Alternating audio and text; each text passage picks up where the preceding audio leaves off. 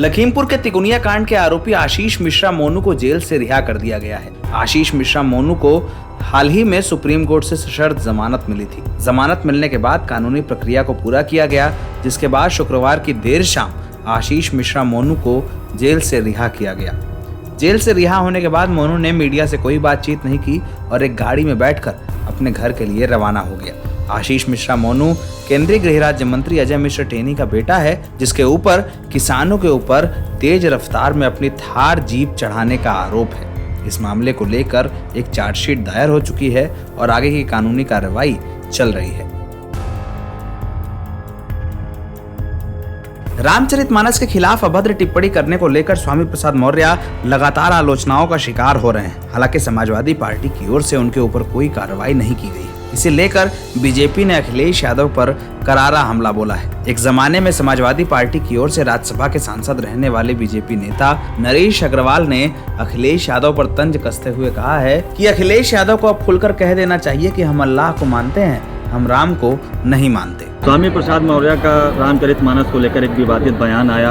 कई दिन बीत चुके हैं, लेकिन अखिलेश यादव की ओर से अभी तक इस पूरे मामले में कोई प्रतिक्रिया नहीं आई है, जबकि समाजवादी पार्टी के कई नेता इसको लेकर विरोध भी जाहिर कर चुके हैं। अखिलेश जी को सोचना चाहिए, शांत का मतलब हाँ होती है।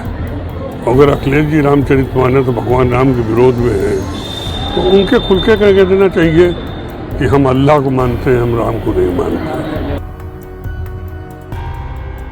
स्वामी प्रसाद मौर्य की ओर से रामचरितमानस पर अभद्र टिप्पणी करने के मामले में बीजेपी ने करारा हमला किया है। बीजेपी की ओर से सांसद रवि किशन ने कहा है कि ये जानते थे कि इनकी सारी नेतागिरी खत्म हो गई है, ऐसे में ये चर्चा में रहने के लिए ऐसे बयान दे रहे हैं। रवि किशन ने कहा कि स्वामी प्रसाद मौर्य ये सोचते थे कि अगर वो सपा में चले जाएंगे तो सारी राजनीति में आग लगा देंगे, लेकिन ऐसा नहीं हुआ।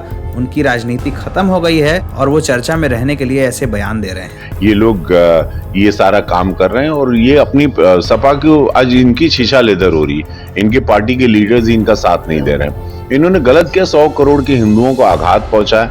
जात पात की राजनीति का समय नाश हो गया। अभी विकास की बात करेगा, ग्रोथ की बात करेगा, वही पार्टी चलेगी, वही नेता आगे आएगा। अभी इस तरह की बयानबाजी से एक दिन आधे दिन का हेडलाइन लिए, लेकिन पूरा छीछा लेदर हो गया। इनकी नेतागिरियां खत्म हो गई पूरा। इनकर बिरादरी को मालूम बा कि हम लोग खाली हमारा शोषण ही हुआ है। जात पात की राजनीति करने वाला हर नेता देखिएगा अपना स्वयं को राजा बना के रखता है और अपनी बिरादरी को दरिद्र बना के रखता है। ये अक्सर हुआ है। उत्तर प्रदेश के जालौन जिले में एमएलसी चुनाव के प्रचार के लिए पहुंचे डिप्टी सीएम केशव प्रसाद मौर्य ने समाजवादी पार्टी को लेकर एक बड़ा बयान दिया। केशव मौर्य ने कहा कि समाजवादी पार्टी के 90% विधायक हमारे संपर्क में हैं, लेकिन हम इनमें से किसी भी विधायक को अपने पार्टी में नहीं लेना चाहते, क्योंकि हमें इसकी जरूरत नहीं है। उनके जितने विधायक उसमें से 90% इस समय बीजेपी में आना चाहते हैं। हम लोग ले नहीं रहे, क्योंकि हमारे यहाँ जरूरत नहीं है, वैकेंसी नहीं है। इसलिए श्री अखिलेश यादव जी सत्ता के बिना बेचैन भारत बने हुए हैं, बेचैनी में हैं। उनके गुंडे, उनके अपराधियों, उनके माफियाओं के खिलाफ क्योंकि कानून व्यवस्था दुरुस्त रहे, इसके लिए कार्रवाई हो रही है। उस कार्रवाई से वो घबराए रहते हैं और दिन भर केशव चालीसा, भाजपा चालीसा, योगी चालीसा, मोदी चालीसा पढ़ते रहते हैं।